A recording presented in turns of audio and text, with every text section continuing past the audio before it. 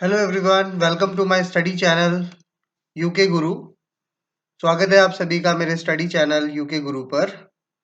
इस वीडियो में हम जानेंगे माइक्रो प्रोसेसर 8085 के बारे में कि 8085 क्या होता है।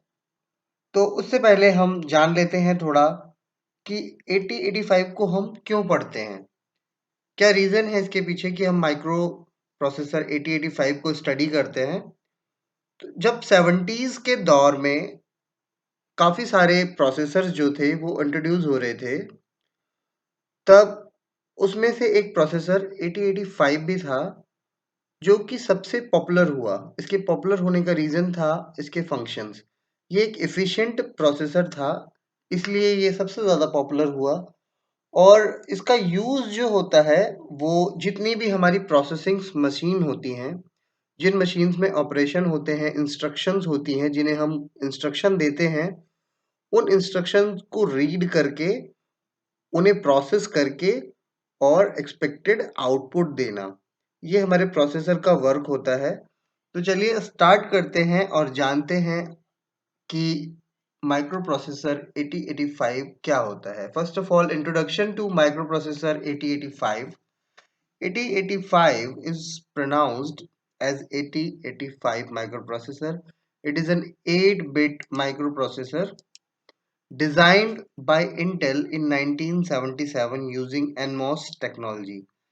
इसे हम 8085 प्रोनाउंस भी करते हैं इस माइक्रो प्रोसेसर को। और ये एक 8 बिट माइक्रो प्रोसेसर होता है जिसे एनमॉस टेक्नोलॉजी पर डिज़ाइन किया था इंटेल ने 1977 में। तो अब आगे हम जानते हैं कि क्या क्या कॉन्फ़िगरेशन होती हैं इस माइक्रो प्रोसेसर में। It has the following configurations. 8 bit data bus, 8 bit की डेटा बस होती है माइक्रो प्रोसेसर 8085 में।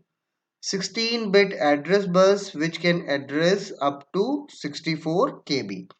16 बिट की एड्रेस बस होती है जो कि 64 KB तक का एड्रेस होल्ड कर सकती है। Next is a 16 bit program counter. और 16 बिट का क्या होता है? प्रोग्राम काउंटर होता है। अ 16 बिट स्टैक पॉइंटर, 16 बिट का एक स्टैक पॉइंटर होता है। 6 8-bit registers arranged in pair B, C, D, E, H, L। 8 bit के 6 रजिस्टर्स होते हैं जिन्हें कि हम जनरल पर्पस रजिस्टर्स भी कहते हैं। अगर हम पेयर में इनकी बात करें तो B, C, D, E, H, L भी इनको हम बोलते हैं। Requires plus 5 volt supply to operate at 3.2 megahertz single phase clock। 5 volt की सप्लाई रिक्वायर्ड होती है किस पे? 3.2 मेगाहर्ट्ज सिंगल फेज क्लॉक पर। ओके, अब जानते हैं कि ये यूज कहाँ कहाँ पे होता है। जैसा कि मैंने पहले भी आपको अभी बताया कि जितनी भी प्रोसेसिंग मशीन्स होती हैं, जो भी हम इंस्ट्रक्शन देखते हैं, आपने अपने घरों में देखा होगा सिंपली। जैसे कि वॉशिंग मशीन होती है, आप क्या करते हैं उसमें टाइमर लगा देते हैं, मतलब इंस्ट्रक्शन देते हैं ना उसको कि इतने मिनट मेरे कपड़ों को वॉश करो, इतने मिनट। तो वो उसी के हिसाब से इंस्ट्रक्शन को लेती है और उस पे वर्क करती है, प्रोसेस करती है यानी कि, और उसे एग्जीक्यूट करा देती है। ऐसा ही माइक्रोवेव ओवन भी होता है, ऐसे ही मोबाइल फ़ोन भी होता है, कंप्यूटर्स भी होते हैं, हमारे लैपटॉप्स भी होते हैं। तो ये जो हमारा माइक्रो प्रोसेसर 8085 प्रोसेसर था, ये अपने समय का सबसे इंटेलिजेंट प्रोसेसर था। यही रीज़न है कि ये इतना पॉपुलर हुआ और यूज़ में आया, लाइव यूज़ में आया, रियल एप्लीकेशंस में, रियल वर्ल्ड में ये यूज़ हुआ। उसके अब चलिए नेक्स्ट हम बात करेंगे, डिस्कशन करेंगे हम। नेक्स्ट हम सीखेंगे कि इसका आर्किटेक्चर डायग्राम, मतलब कि इसका आर्किटेक्चर डायग्राम में हम देखेंगे कि ये इसमें कौन-कौन से ऐसे यूनिट्स होते हैं जो इसको इतना पॉपुलर बनाया, क्या रीज़न है। नेक्स्ट हम देखते हैं।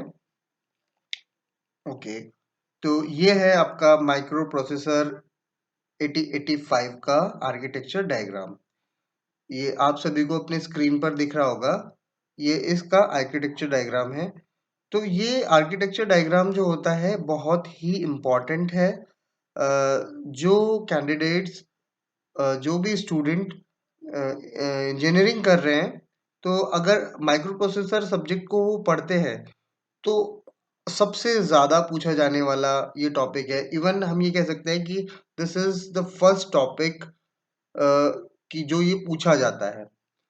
कुछ आपके एग्ज़ाम्स में पूछा जाता है ये। तो सबसे इसको हम इनिशियली देखते हैं।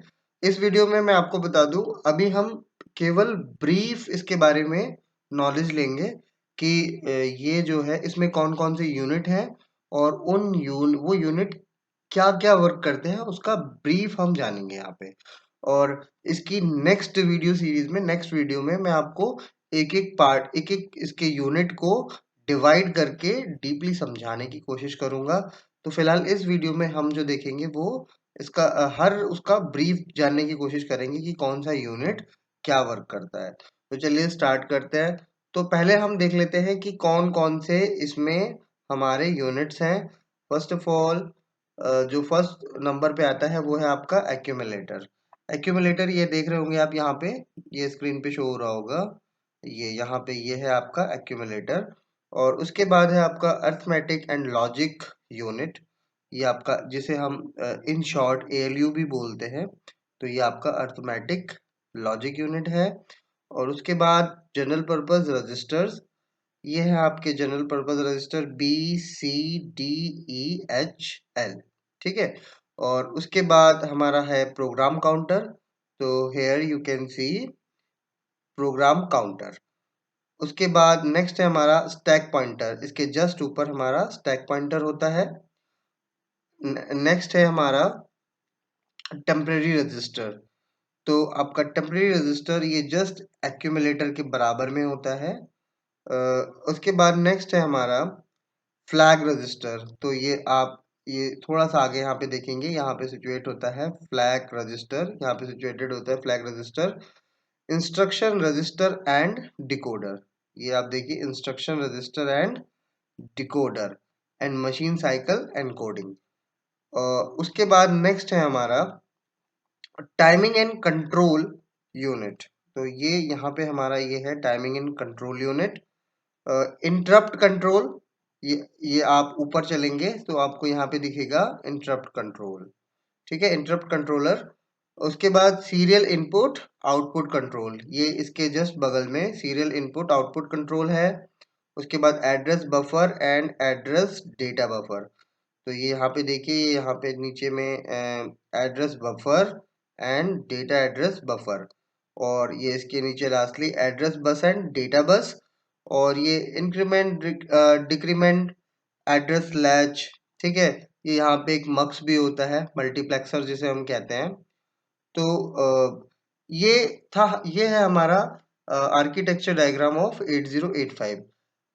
ये आर्किटेक्चर डायग्राम जो है, ये हमें लर्न करना बहुत ही इम्पोर्टेंट है, क्योंकि अगर हमें आर्किटेक्चर डायग्राम ड्रॉ करना नहीं आएगा तो इसके जो यूनिट हैं उन्हें एक्सप्लेन करने में थोड़ी सी प्रॉब्लम होगी।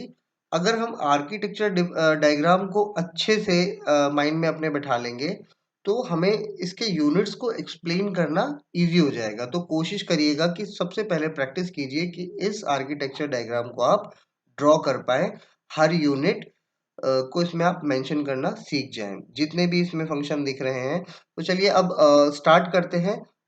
मैं कोशिश करूंगा कि ब्रीफ करने की और आपको समझ में आ जाए। चलिए नेक्स्ट हम देखते हैं 8085 माइक्रो प्रोसेसर फंक्शनल यूनिट्स। तो सबसे पहले जैसे कि मैंने आपको बताया था accumulator, it is an 8 bit register used to perform arithmetic logical input output and load store operation. It is connected to the internal data bus and ALU. ये एक 8 बिट रजिस्टर होता है और परफॉर्म कराता है ये आपका जितना भी arithmetic logical input output load store operation, इन चीज़ों को ये परफॉर्म कराता है। इसका यूज जो किया जाता है इन सारे ऑपरेशंस को परफॉर्म कराने के लिए किया जाता है। और ये क्या करता है, होल्ड करके रखता है 8 बिट डेटा को। ठीक है। और ये कनेक्टेड होता है एएलयू से, जो जितना भी इंटरनल डेटा बस का डेटा होता है, इंटरनल डेटा बस से कनेक्टेड होता है और हमारे ALU से कनेक्टेड होता है। ओके, तो अब नेक्स्ट है हमारा arithmetic and logic unit. Arithmetic and logic unit, जैसा कि नाम से ही पता चल रहा है, इसके अर्थमेटिक यानी कि कैलकुलेशन का वर्क होता होगा इसमें, ठीक है, या लॉजिकल ऑपरेशंस हो रहे होंगे। तो as the name suggest, it performs arithmetic and logical operations like addition, subtraction and or etc. on 8-bit data। 8-bit के डेटा पर जितने भी ऑपरेशंस होते हैं, चाहे वो लॉजिकल हो या अर्थमेटिकल हो। अब लॉजिकल ऑपरेशंस क्या होते हैं? एडिशन, सब्ट्रैक्शन या गेट थ्योरी से रिलेटेड हो, एंड और ऑपरेशन हो, ठीक है। और जितने भी हमारा ऐड करना है, नंबर्स को सब्ट्रैक्ट करना है, मल्टीप्लिकेशन, ये सब हमारा कहाँ होता है? अर्थमेटिक लॉजिक यूनिट के अंदर। उसके बाद आता है हमारा general purpose register. There are 6 general purpose registers in 8085 processor, that is BCDEHL, BCDE and HL। तो ये 6 रजिस्टर्स होते हैं, general purpose registers. Each register can hold 8-bit data. 8-bit data hold कर सकता है हर कोई रजिस्टर। और अब नेक्स्ट एक और फंक्शन होता है इसका, इसको भी जान लेते हैं। These registers can work in pair to hold 16-bit data and their pairing combination is like BC, DE and HL। तो जब हमें 16-bit डेटा को होल्ड कराना होता है, 16-bit डेटा को होल्ड कराने के लिए क्या होता है? इन रजिस्टर्स के पेयर बन जाते हैं। ये पेयर बन जाते हैं, पेयर कैसे बनते हैं? BCDEHL। तो इस तरीके से ये पेयर बना के 16-bit डेटा को होल्ड कराया जा सकता है इसमें। ओके, अब नेक्स्ट हम देखते हैं, नेक्स्ट क्या है हमारा? नेक्स्ट है प्रोग्राम काउंटर। ये भी देखिए नाम से ही समझ में आ रहा है, काउंटर मतलब जो काउंट कर रहा हो, ठीक है। It is a 16-bit register used to store the memory address location of next instruction to be executed। जो भी नेक्स्ट इंस्ट्रक्शन है एग्जीक्यूट होनी है, उसका मेमोरी एड्रेस लोकेशन डिफाइन करना, ये कौन करता है? प्रोग्राम काउंटर करता है। Microprocessor increments the program whenever an instruction is being executed so that the program counter points to the memory address of the next instruction that is going to be executed। Mainly ये क्या करता है कि जो next instruction है वो जो execute होनी है उसके मेमोरी, उसके लोकेशन को ये एड्रेस प्रोवाइड कराने का वर्क करता है, जो भी हमारी इंस्ट्रक्शन जो है जो एग्जीक्यूट होनी है, ठीक है। अब नेक्स्ट हम देखते हैं स्टैक पॉइंटर। स्टैक पॉइंटर क्या होता है? It is also a 16-bit register, works like stack. ये 16-bit का रजिस्टर होता है और ये स्टैक की तरह वर्क करता है, which is always incremented decremented by 2 during push and pop operation. मतलब कि इंक्रीमेंट डिक्रीमेंट करना किनको? Like push and pop operations को ये परफॉर्म कराता है, ये एक स्टैक की तरह वर्क करता है माइक्रोप्रोसेसर 8085 में स्टैक पॉइंटर। उसके बाद नेक्स्ट है हमारा temporary register. It is an 8-bit register which holds the temporary data of arithmetic and logical operations। जो भी अर्थमेटिकल लॉजिकल ऑपरेशन होते हैं उनको ये टेम्पररी होल्ड करता है कुछ टाइम के लिए। जितने भी जो भी ऑपरेशंस चल रहे हैं, मान लीजिए कोई कैलकुलेशन चल रही है, ठीक है, अब वो चाहे लॉजिकल हो या अर्थमेटिकल हो, तो ये उसको क्या करता है? टेम्पररी मतलब थोड़ी देर के लिए ये उसको होल्ड करके रखता है, और ये भी एक 8-bit रजिस्टर होता है।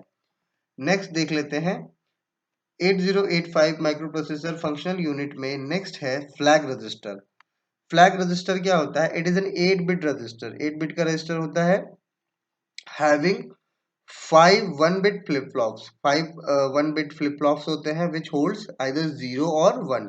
या तो 0 का डेटा होगा या 1 का डेटा होगा। ये तो आप सबको पता ही है कि जितने भी जो भी प्रोसेसर्स होते हैं वो बाइनरी में वर्क करते हैं, 0 और 1 में केवल, ठीक है। Depending upon the result stored in accumulator. अब ये डिपेंड भी करता है कि एक्यूमुलेटर में क्या रिजल्ट स्टोर है। तो अब जैसा कि मैंने आपको पहले ही बताया कि ये 5 फ्लिप फ्लॉप से वर्क करता है। तो अब इसमें हम देख लेते हैं कि इसमें फ्लैग्स कौन कौन से होते हैं। जैसे कि नाम ही है इसका फ्लैग रजिस्टर, कौन कौन से फ्लैग होते हैं, कहाँ कहाँ पे एक्टिव इनएक्टिव होता है ये। तो ये 5 फ्लैग्स हैं: sign flag, zero flag, auxiliary carry flag, parity और कैरी। तो मतलब कि जो भी पहले ये इसको समझ लीजिए कि जितने भी ऑपरेशन हो रहे हैं, जैसे एडिशन हो रहा है, ठीक है, तो अब एडिशन में कभी कभी आप देखते हो नॉर्मल एडिशन करोगे तो कैरी कैरी भी जाता है, नेक्स्ट जाता है, ठीक है। पैरिटी हो गया, ठीक है। तो चलिए आगे इसको समझते हैं। मैं साइन फ्लैग को समझाता हूँ। साइन फ्लैग क्या होता है? साइन फ्लैग ये इंडिकेट करता है कि मैथमेटिकल और लॉजिकल ऑपरेशन का रिजल्ट नेगेटिव है या पॉजिटिव है, ठीक है। अब नेक्स्ट है हमारा जीरो फ्लैग। जीरो फ्लैग क्या इंडिकेट करता है कि मैथमेटिकल और लॉजिकल ऑपरेशन का रिजल्ट जीरो है या नहीं है। नेक्स्ट है हमारा auxiliary carry. Auxiliary carry flag क्या करता है? एक ऑपरेशन में जब D3 बिट के द्वारा कैरी को जनरेट किया जाता है, ये D3 से जब कैरी जनरेट होगा तो D4 को भेज दिया जाता है। ये यहाँ पे D4 को, ये यहाँ से अगर कैरी जनरेट होता है तो ये यहाँ D4 को भेज दिया जाएगा। तब फ्लैग सेट होगा, यानी कि ये रीसेट हो जाएगा। ये क्या होगा? ये रीसेट हो जाएगा। इसका यूज जो है केवल बीसीडी ऑपरेशन के लिए किया जाता है। इसके लिए आपको नॉर्मली जो लॉजिकल कैलकुलेशन होती है वो स्टडी करनी होगी। तो ये इस वीडियो से थोड़ा अलग है। जितना भी आपका बाइनरी एडिशन सब्ट्रैक्शन ये होता है, ये सब इसके अंडर आता है। तो इसमें प्रोग्रामर को क्या होता है, एक सीरियल में जंप इंस्ट्रक्शन, इसको एक मतलब सीरियल में जंप इंस्ट्रक्शन के थ्रू वो चेंज नहीं कर सकता। प्रोग्रामर जो होता है वो यहाँ से डायरेक्ट यहाँ जंप नहीं करा सकता। वो क्या होता है कि D3 से सीधे कहाँ जाएगा? D4 में जाएगा। तो ये इनके वर्क होते हैं। उसके बाद हम बात करते हैं पैरिटी की। पैरिटी क्या करता है? ये इंडिकेट करता है कि प्रेजेंट में जो रिजल्ट है इवन पैरिटी का है या ऑड पैरिटी का है। तो पैरिटी का बहुत रोल होता है कि जो रिजल्ट आया है हमारा वो इवन पैरिटी का आया है, इवन आया है या ऑड आया है। उसके बाद नेक्स्ट है हमारा कैरी। ये क्या इंडिकेट करता है? अगर हम एडिशन या सब्ट्रैक्शन कर रहे हैं तो कैरी या बोरो, ठीक है, बोरो जब सब्ट्रैक्शन करते हैं तो बोरो आता है। तो बोरो कहाँ जा रहा है, ठीक है, तब उसके अकॉर्डिंग ये सेट और रीसेट होता है। जो कैरी आता है और बोरो आता है हमारा कैलकुलेशन में। ओके, अब नेक्स्ट हम देखते हैं। नेक्स्ट है हमारा instruction register and decoder. It is an 8-bit register when an instruction is fetched from memory, then it is stored in the instruction register. Instruction decoder decodes the information present in the instruction register. अब suppose कोई instruction है, वो क्या कर ली गई है? Fetch कर ली गई है। कहाँ? इंस्ट्रक्शन रजिस्टर से। तो उसके बाद डिकोडर जो होता है उस फैच करी हुई इंस्ट्रक्शन को कहाँ से फैच करता है? वो मेमोरी से फैच करता है। सपोज आपने कोई इंस्ट्रक्शन दी तो वो इंस्ट्रक्शन जाएगी आपकी कहाँ? मेमोरी में जाएगी। अब मेमोरी से इंस्ट्रक्शन रजिस्टर क्या करेगा? फैच करेगा। फैच करेगा, फैच करने के बाद जो डिकोडर होता है, इंस्ट्रक्शन रजिस्टर एंड डिकोडर, तो डिकोडर क्या करता है? उसको डिकोड करता है कि इस पे क्या ऑपरेशन होना है। तो ये वर्क होता है हमारा इंस्ट्रक्शन रजिस्टर एंड डिकोडर का। Timing and control unit. It provides timing and control signal to the microprocessor to perform operations. Following are the timing and control signal which control external and internal circuits। तो timing and control unit basically क्या करती है कि जो operation है, जो भी process चल रही है, उसको कंट्रोल सिग्नल प्रोवाइड करना, उसको बताना कि कौन सी इंस्ट्रक्शन को कब एग्जीक्यूट कराना है, कब प्रोसेस कराना है। उसके लिए ये सिग्नल्स में वर्क करता है, उसको सिग्नल्स देता है। जैसे कंट्रोल सिग्नल्स होते हैं, डायग्राम में देखिएगा, कंट्रोल सिग्नल्स होते हैं रेडी, ठीक है, रीड राइट, ठीक, ये ALE, address latch enable, status signal, SOS1, input output memory, DMA signal, hold, HLDA, reset signal, reset in, reset out. तो टाइमिंग एंड कंट्रोल यूनिट क्या करता है? कंट्रोल करने का, नाम से ही पता चल रहा है, जो प्रोसेस है उसको कंट्रोल करने के लिए वर्क करता है, उसको टाइम प्रोवाइड करता है कि कौन सी इंस्ट्रक्शन, जो इंस्ट्रक्शन फैच हो गई है वो उस पे प्रोसेस कब और कैसे होनी है, कैसे वो एग्जीक्यूट होनी है, तो उस सब को कंट्रोल करने का वर्क जो करता है टाइमिंग एंड कंट्रोल यूनिट करता है। उसके बाद नेक्स्ट है हमारा interrupt control. As the name suggest, it controls the interrupts during a process. नाम से ही उसके पता चल रहा है इंटरप्ट कंट्रोल, कोई भी अगर प्रोसेस के दौरान क्या होता है, इंटरप्ट आता है। अब आप एक चीज को और समझ लीजिए कि एक प्रोसेसर सपोज प्रोसेसिंग कर रहा है, वो इंस्ट्रक्शन को ले रहा है, लेने के बाद उन पे प्रोसेस कर रहा है, तो एक टाइम में वो एक ही प्रोसेस को पे वर्क करेगा, एक ही प्रोसेस पे वर्क करेगा। अब क्वेश्चन ये बनता है कि ये हम सपोज जैसे लगातार हमने 2-3 उसको प्रोसेस दे दी, लेकिन आपने देखा होगा कि इसकी फ्रीक्वेंसी दी होती है 2 मेगाहर्ट्ज, 3 मेगाहर्ट्ज, गीगाहर्ट्ज। तो ये रिस्पॉन्स टाइमिंग होती है कि मतलब इतनी फास्ट होती है ये कि सेकंड नहीं लगते हैं, और ये रिजल्ट आपको जो आपने इंस्ट्रक्शन दी उसके अकॉर्डिंग, उसके बिहाफ आपको रिजल्ट तुरंत से तुरंत मिल जाता है। तो ये इंटरप्ट कंट्रोल होता है। जैसे ही आप सपोज कोई प्रोसेस चल रही है, तो अचानक से दूसरी प्रोसेस आई, तो उस प्रोसेस को कंट्रोल करने का वर्क इंटरप्ट कंट्रोल करता है। When a microprocessor is executing a main program and whenever an interrupt occur, जब माइक्रोप्रोसेसर क्या करता है, किसी भी मेन प्रोग्राम को एग्जीक्यूट करने में लगा होता है, तो अचानक से क्या होता है, एक इंटरप्ट अकर हो जाता है। The microprocessor shift the control from the main program to process the incoming request. ठीक है, शिफ्ट करता है कंट्रोल को अपने मेन प्रोग्राम से, कहाँ पे, जो इनकमिंग, जो नई इंस्ट्रक्शन आप दे रहे हैं, नई जो रिक्वेस्ट आ रही है, after the request is completed the control goes back to the main program. और रिक्वेस्ट को रिसीव करने के बाद वो कहाँ चला जाता है, वापस मेन प्रोग्राम पे। तो अब ये देख ली, यहाँ पे हम देख लेते हैं कि 5 इंटरप्ट्स होते हैं माइक्रो प्रोसेसर 8085 में। कौन कौन से होते हैं? INTR, RST 7.5, RST 6.5, RST 5.5 और ट्रैप। तो these are the 5 interrupt signal in 8085 micro processor. Architecture diagram में देखिए, नीचे की साइड पे जहाँ इंटरप्ट कंट्रोल है, ऊपर की साइड पे, सॉरी, ऊपर की साइड पे होगा, टॉप में इंटरप्ट कंट्रोल है जहाँ पे, वहां पे ये सारे सिग्नल्स आपको देखने को मिलेंगे। इनकी डीप स्टडी जो है, मतलब हम इसको अभी ब्रीफ कर रहे हैं, इसकी इसकी एक मतलब टॉप हर यूनिट की स्टडी हम इस वीडियो की नेक्स्ट, इस वीडियो सीरीज की नेक्स्ट वीडियो में हम आपको सिखाएंगे। उसके बाद नेक्स्ट है हमारा serial input output control. It controls the serial data communication by using these two instruction. मतलब कि ये क्या करता है कि जो कम्युनिकेशन हो रहा है उसको सीरियली करता है, ये सीरियल वे में करता है।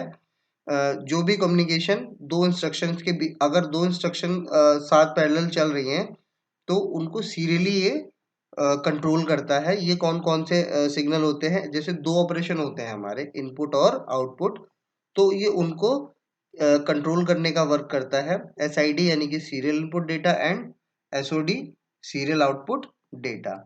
नेक्स्ट देखते हैं हम, नेक्स्ट क्या है हमारा, address buffer and address data buffer. It it content stored in the stack pointer and program counter is loaded into the address buffer and address data buffer to communicate with the CPU. The memory and input output chips are connected to these buses.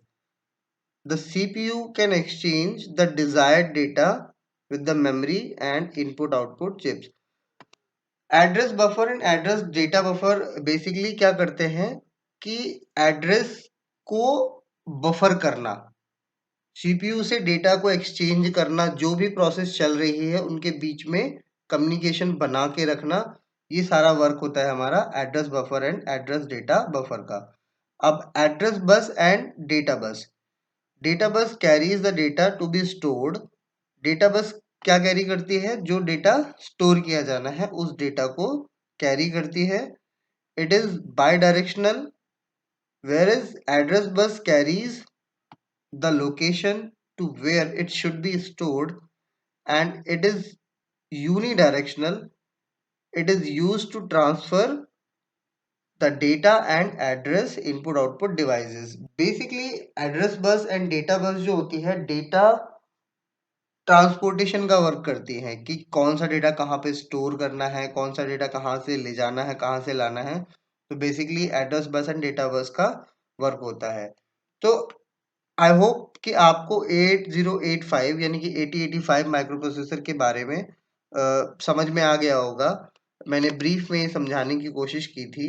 आप इसके architecture diagram को अच्छे से study करिए और सारे जो इसके फंक्शनल यूनिट हैं उनको, जो मैंने बताया है उसको स्टडी करिए।